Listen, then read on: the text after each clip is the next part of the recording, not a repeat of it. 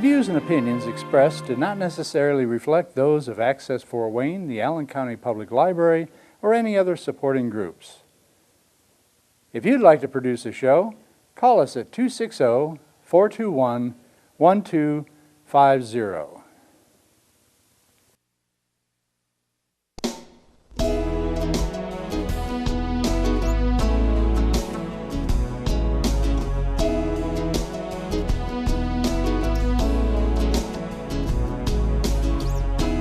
Let me be your lighthouse so I can show you the way. Let me be your shining light, keep you from drifting away. I'm the one that makes you try when... Hello, this is Patty Hunter of Patty's Page. Today we are at the Fort Wayne Ballet, downtown Fort Wayne. That's at 300 East Main Street, Fort Wayne, Indiana. Now, to my right is John Dickmeyer. Hello, Patty. Hello. And to my other right is Jim Sparrow, Executive Director of the Fort Wayne Ballet. Oh, that's a long... It's a long title, isn't it, Patty? Yeah. I understand you've had a lot other titles as well. What were they? Well, this is my second trip back to Fort Wayne in an administrative role. I was development director for Arts United and then was executive director for Arts United for about 8 years. I left in 2013 and moved to North Carolina and was president of the Arts Council in Winston-Salem for 5 years. And then I came back in August here to Fort Wayne to be executive director of Fort Wayne Ballet. So where were you born then and raised? I was actually born in Dallas, Texas, but my family moved to Virginia, and I was in various cities in Virginia. My father worked for food service, and so he worked for Marriott Food Service and would be in various locations when I was a child. Then we moved to Atlanta, Georgia, because that's where he was from. So that's where I went to high school, and then from there I went to school in Cleveland, Ohio, and have been in the Midwest, with the exception of the 5 years in North Carolina ever since. So how long have you been in Fort Wayne then? Total, if you include my first stint with Fort Wayne, which was actually with the orchestra, I came the orchestra. in 1988. I got the job. I went to school originally to be trained as a professional musician. So I was the principal clarinetist with the orchestra here from 1988 to 1997. So Right on. I was just wondering, for the Fort Wayne Ballet, what is the mission basically of Fort Wayne Ballet? Why are you here? Well, the mission of Fort Wayne Ballet is to create and to sustain a love of dance and an appreciation for dance in all its forms and how it actually interconnects with you as an individual. That may be as a student, that may be as an audience member, that may be as somebody who really doesn't know anything about dance but just wants to learn something. So we have a wide variety of things. You think of it as two sides of the coin. We have the professional performance side with the professional dancers and the performances that you'll go across the street to see. And we have the education or the academy side. That side is actually the one many people are most familiar with. And we have over 300 students that come throughout the week in various capacities from age 3 in introduction movement to all the way up to adult and adult classes as well. It's 3 years old. We're going to ask you a question because I'm interested. The arts don't usually get a lot of play in today's society. And there's a difference between communities. How would you rate Fort Wayne in its support of the arts? I actually think that, especially after having most recently left and working in another community that was a different region of the country, and then coming back, Fort Wayne's support of the arts is actually very genuine and very strong, specifically the traditional arts. One of the things I think we have always suffered from in Fort Wayne, and I've been here in various capacities over 30 years, is a bit of a lack of self-confidence in terms of an element compared to some other communities. Right. I've seen that change dramatically in the last few years. With the momentum of downtown, the riverfront projects that are finally coming online, we've been talked about for decades, what's happening with the arts community and the arts campus, but also the institutions that make up the arts community, new businesses, new opportunities, and I think a new sense that Fort Wayne's a place to come and to be and to visit. When you ask about support, one of the things that I think is nice about Fort Wayne's support of the arts is there's a genuine belief that the arts community here needs to be sustainable, needs to maintain itself, and needs to be here for future generations. Are you profit or non-profit? We're nonprofit. Non-profit. We're nonprofit. And that is something that I would say is not unique, but Fort Wayne does it well. And part of the reason we have an orchestra that's celebrating the 75th anniversary and a ballet that's celebrating 62 years. 63. So we're looking at longevity based on, I think, a level of support that goes beyond just one generation and goes into others. It's taught that way. So Fort Wayne Ballet was founded in 1956. So it's going on 63 years. Yeah. 3 years. So we've done 62 and we're working on 63, and I think one of the things that's also unique about Fort Wayne Ballet that a lot of people don't realize is up until really just this year, we were the only professional company in terms of having professional dancers in the state. Indianapolis had sporadically had a company and then not. So it's one of those things where Fort Wayne, being sort of the second city, often gets overshadowed by Indianapolis, but when you look at the consistency and the growth and the sustainability of our arts community, We're starting to come into our own. we're coming into our own. That's good. That's good. Excuse me. You said that you were in music yourself. I was. Dance. You dance? I didn't dance. No, I was you I was a professional musician, Do you and teach so yourself? I did teach for a number of years. I will say that I do much less with the music than I used to because I don't have the time to spend on the music that I used to. In Yeah, terms so of how did you get involved with the ballet? my wife. Ah, yeah. She a ballet dancer? Well, she is. She's the artistic director, Karen Gibbons Brown. I'm actually married to Karen. So, Good and show. we've been married for 19 years now. So, and it's one of the things where I've been involved with the ballet indirectly for 20 years. Yes. And even before that, when I was with the orchestra, we would play with the ballet for performances. But even in my other roles, when I was in Winston-Salem, Winston-Salem Festival Ballet, dance has always been a part of the Arts Council Yes, sort of isn't it umbrella. nice? So familiar with theater, the visual arts, dance, and music as part of something I've been involved in directly or indirectly for 30 years. So, wow. Your goal is to be strong, to build strong, confident adults. That's what else? Well, I think one of the things... Values. Yeah, and I think when we talk about building strong, confident adults, we had a conversation yesterday in one of our committee meetings. Our mission really is more than just teaching dance. Right. It's teaching the opportunity to be a really successful person through dance. Dance is the vehicle. Spiritual, physical. Spatial, physical, emotional, intelligence, problem solving, all of that.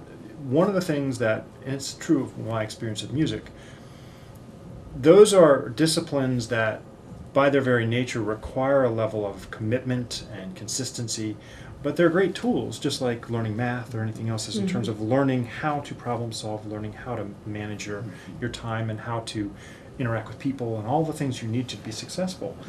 When we talk about that, especially from the academy side, it's something we're very proud of in terms of the kids we bring in. Yes, the curriculum, we teach them a curriculum of dance and the positions of ballet and all the things. But we really, really stress that we want them to be successful people. Some will go on to be professional dancers. Some will do this and then go off to go to college and be a school teacher or a doctor or open their own business. All of that's important. It's a good experience to go through dancing too. It's very good. It's Isn't it it's nice? not only a good discipline, but it's physically good for you. I mean, you're out there moving and you're becoming active and you're doing things that are fun as well as beneficial, and I think that's important. So being a dancer, is that like therapy? Really going through the motion of really doing something that you really like is Yeah, I think there's a lot of truth to that. I think there is a sense of both on a physical level when you talk about people who run or people who do physical movement, the adrenaline and the hormones that are released during that active situation or something that makes you feel good. It's the same responses that deal with antidepressant in terms of the sunlight Yeah. and the various other things. Forget about yourself. Exactly. You're focused on something else. I think it's also a great therapy to do something like dance or to paint or music. Any art. Any of the art, because it gives you a chance to escape from your day-to-day in a way and move into another part of your life or another part of your mind that allows you to be free of some of the challenges and the struggles that we all deal with. You don't have to think about some of that for a little bit of time. You focus on something else. That's good. And I think that's a very healthy thing to do. And helping others too, Yes. and the community. Yes, I agree with that completely. I'm very pleased to be working with Fort Wayne Ballet for that reason. I think it's an organization that really believes that it has a whole mission that we talked about in terms of really helping the entire student. And also has aspirations from an artistic standpoint of making sure that Fort Wayne has the best opportunity to see and be a part of really fine art and things that are interesting. I think it's interesting, and as you talk, I have the belief that there's the science of doing things, the mechanics, and the folks that are here today, they're learning the mechanics. But as you learn the mechanics, it becomes art. It becomes art. It's not only the ease of doing things, but the beauty of motion. And also, I think you don't have to be talented to be a dancer, do you? Is this a natural thing? Or Well, you there's can always, practice? as in anything, whether you're an athlete or a dancer or an artist, some people have some natural talents and abilities that other people don't. What I will say, those that are the most successful are usually not the most talented, but Right. the ones who have some talent and an ethic. Work at it. And an ethic. Yes, they'll work at it. They're smart. They understand. I mean, I've heard this said repeatedly, and I believe it's true of dancers, but everything else. There's no such thing as a stupid dancer. I mean, you have to be an intelligent person. There's a Right. belief, just like there's no such thing as a world championship quarterback who's a stupid person. It's a combination of your physical gifts and the ability to process, as you said. So I think there is a lot to be said for, as you said, the process, the rote, and the discipline, the tools. But making those go beyond just the basic fundamental tools is how you create the art. You have the building blocks, you learn how to use the building blocks, but now you do it in a creative way. So if I have tiles and I may learn how to put them down, I may become the next Michelangelo because I understand now, I learned how to put the tiles together, but now I'm creative with how I do that because I've done it enough times that I begin to see beyond just putting the tiles in place. So is there a lot of creative people here in Fort Wayne, do you find? There are. They love art. No, I will say that I was really excited to come back to Fort Wayne because, and it was, when I talked to people in the South, they were like, well, why would you, it's 9 degrees outside in January. I said, I get that. So? but getting beyond that, Yeah. there are a lot of things about Fort Wayne, both from an artistic community and a whole community, that is a very healthy and warm environment to create and be a part of, whether it's artistically, your neighbors in the neighborhoods, and the things that are happening, as I mentioned, downtown and around the region. That's not as evident when you go to other parts of the country. And I think it's one of the things that we might take for granted here Yeah. because we assume and I think one of the things that's a testament to that are things like Fort Wayne Ballet. Like I mentioned earlier in the interview, 62 years, 60 going on our 63rd year. Those type of things only happen when you have a community that is supportive and connected. That's People not always like the case. to create and to branch out and be free almost Yeah. in the arts. One of the things I've said repeatedly, and I believe this, is the great benefit of living in the Midwest is and I think an understated understanding of as a whole, the region is very creative. We Right. would not have the 20th century or the 21st century without the Midwest. We wouldn't be flying planes. We wouldn't be going to the moon. We wouldn't have television set and monitors. We wouldn't have the polio vaccine. I can go through a litany of things that were created. All But the brains are on this side. It's, but what's interesting about that is you Just see this kidding. as the flyover part, where the rest of the country talks about. Mhm. And there's not a lot of, let's brag about it. It's just, this is how things work. And I think that's true of the arts too. When you look at the two areas of the country that have the longest lineage of sort of sustained arts institutions and a belief that those institutions are important, the Midwest and the Northeast. The Midwest has as many, between Chicago and a lot of the other cities, the same lineage in terms of having the firsts and the long line of those importance, but you don't hear about them the same way you do about the East Coast. I think it just goes to the sort of testament of, as you mentioned, the process of being a warm community in a warm region, and one that cares about creativity Right. and moving forward as an entrepreneur or as an artist or in some way creating something new. We're more like pioneers, really. Right. And I think when you look at the history of coming to the Midwest and going through the Indiana history, or even moving towards the Western expansion and the Manifest Destiny kind of history, people who wanted more, wanted something different, wanted their own space and their own ability to do. And I think that sort of resonates even today. It's part of the DNA. So it's part of our culture in a way. Yep. And actually, if you look at the history of arts organizations in Fort Wayne, you'll find an entrepreneur.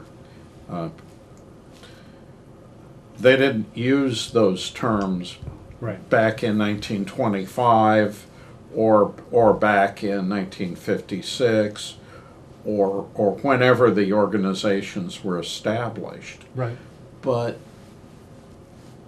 that's what they were. Ladies like Hertha Doomling that spent a whole lot of her money bringing in concert orchestras from all over the United States. Yeah. And Helene Follinger, who spent a whole lot of time actually supporting arts organizations. So there you go. When you have that kind of support, and then industrial support on top of it, then that's what started a lot of this. And we've just come into a new age of And like, things are yeah. different. Yeah.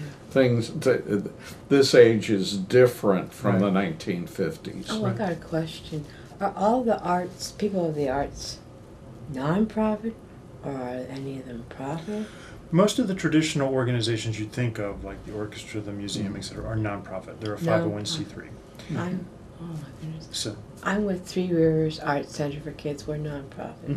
it's the same 501c3 status. Right. There are and has been a stronger, I think, as you mentioned in terms of entrepreneur, what we call creative sector jobs that are not the fine arts or what we do, but are related, that have branched out into becoming for-profit expansion. So when you deal with things like culinary, it's a direct extension of a creative mindset and putting together something that's So creative. you always have to grant or sponsors and. Right, and so when we look at the crossover in terms of your very apt point about things changing, it's not 1950 anymore. We're moving into a new century, and with that, the business models and things continue to evolve and change. There are now the crossover or the blends in terms of nonprofit and for-profit mindsets that are overlapping. Right. As a perfect example, it would have been very common to have a nonprofit 25 years ago that would have looked at and thought it would have been fantastic to be 50-50 in terms of 50% earned income and 50% contributed. Right. In today's model, there's a more prolific growth model that really stresses a 2/3 earned revenue and a 1/3 contributed, with the contributed largely being the venture capital piece, the piece that really allows us to try new things. It's not to keep the lights on, Right. it's really to let us keep growing. That's a very different mindset than you would have had 50 years I ago. like the way you're touching out to our community, especially through dance. I agree. So we are going to take a wee bit of a tour of this beautiful Fort Wayne Ballet building, and he's going to be our, how you say, Tour guide? Tour guide. So this will be great. We'll be with you in a moment. This is our main studio, or Studio A. Right now you see they're between their company class, so they have a company class in the mornings from 8 o'clock until 10, or 9 to 11. And then they'll go into rehearsals. So this is our professional company and Yeah. our professional trainees. So we have those that are paid and our professionals, and then those who are in our training or are moving towards that direction. The kids that you do have from 3 years old up, how do they get into this program? So the programs in terms of our academy, anyone who's interested can call us and we can slot you into those classes. So for example, the introduction to movement to 3 to 6 year olds, anyone can call, and we have a new program actually we started. It's called Introduction to Dance, which is really just get a taste of it, knowing that you want to get your kids involved, but you're not sure you want to make the commitment of the full year. This is really a 10 to 12 week program. That's right. You give it a chance. Yeah. But then if you're interested in Ballet 1, so let's say you're a 7 or 8 year old young man or young woman and you'd like to start with the curriculum, you come in, you sign up for the classes. If you're already taking ballet somewhere else or want to return, what we ask is that you come in and one of our professional teachers will evaluate where you are. So then we slot you in based on where your level is and go from there. All of the individuals you see here, in terms of professionals, a large percentage of them come from other places, other conservatories, other parts of the United States and the world. We have dancers from Japan, from Colombia, South America, and Australia. So we've got them from all over the world that are here as part of the professional company, and so too with our trainees. So when they learn how to dance and all, do they have? Is it like they have to pay a certain fee? We can't mention money on the. But do they have to They pay? do. They Is do. it very expensive, or It doesn't start out that way. As is the case, the more involved you get, just as with college, the more intense the training and the more time you spend here. The ones who are spending the most time here after a period of time could be here 6 days a week for up to 4 hours a day. So they're here a lot. And as such, many of these young people are in our training program in lieu of going to college, in the sense that they'll go to college at some point, but they're realizing, just like athletes, I've got till I'm about 35 to actually do this. So I'm going to do it while I can, and then I'm going to go to college. do you So have sponsorships? we do. We have both scholarships and sponsorships. Right. So there's a scholarship fund for those who both have financial need and also talent, depending on where that slots. And we also have sponsorship and underwriters for our performances and our academy. So those who would like to help keep our costs reasonable, but also to allow us to do things that we couldn't do without some underwriting. So how can someone be a teacher for the Fort Wayne Ballet? If the artistic staff is always looking for those who are either potentially full-time teachers for us or also hourly teachers. Are they dance or math or geography, history, or just dance? Just dance. Just But dance. what I will say is the dance curriculum here is more than just dance, in the sense that we have dance history, we have a dance forum, we have various things related to the whole education, as opposed to just learning the positions and the movement. So the technical part of it, the history part of it, and there's that lovely little dog. Let's take a shot at that little guy. Girl? It's a guy. It's Twinkle. Twinkle! Hey, Twinkle! And he is again? He is an emotional therapy dog that was actually adopted during our mutt tracker when we had the partnership with still Animal Care doing that? Control. We are. We just finished our 10th year. Oh my So- goodness, you are so great, you guys. Oh my goodness. What would you like to say? What I'd like to say, wow, I love this facility. It's wonderful. Is it adequate for what you're doing? Or do you need more space? Well, one of the things about dancers is they're they can never have enough space. That's true. So Thank you. you are in a situation where, is it adequate? Yes, it works for us very well right now, but there is a potential in the future where, of course, we'll need extra space. We're talking to Arts United now as they go through their evaluation of expanding, Right. of what we might need to continue to grow, and how we can sustain that. So you work along with the Arts United. We do. We try to work not only with Arts United, but with our other arts partners. I was just having a conversation yesterday with Jim Palermo and the Fort Wayne Philharmonic. We work with them directly as a partner in the spring productions. So we're doing Cinderella this year, and that is a partnership with the Philharmonic. We're talking specifically about how to do more with them so that we are able to have live music for everything, and to do things that maybe are on their series as well as on ours. And that live music is important. The dance and the music go Yeah. well together. They do. Brings. They do. It's different to have live music. It's different to go to live theater. And I think it's one of the things that we offer as an experience to our students as well. We have pianos in all of the rooms for our classes, and we have live accompanists for our classes. So that is also both a link back to the lineage of the class and the ballet, but also, as you said, live music, it's a different experience. But it doesn't necessarily have to be a full orchestra for ballet. It could be, even a chamber orchestra or a quartet or quintet to do the job for the background music, or even piano. Right. I've seen a lot of really great ballet with just piano Basic.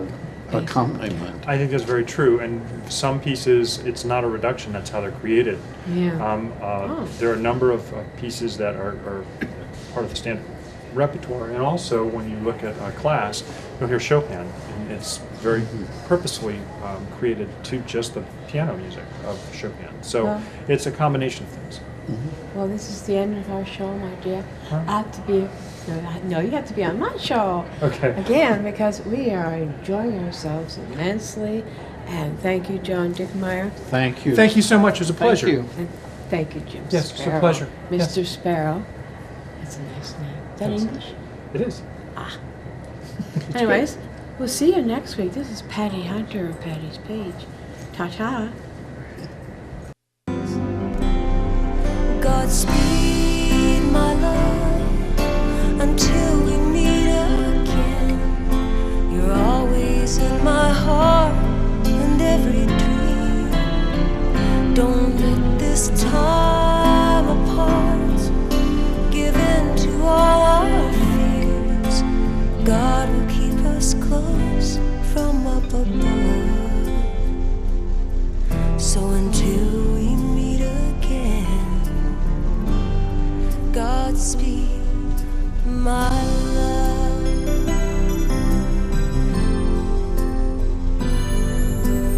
God is with us always for the rest of our lives.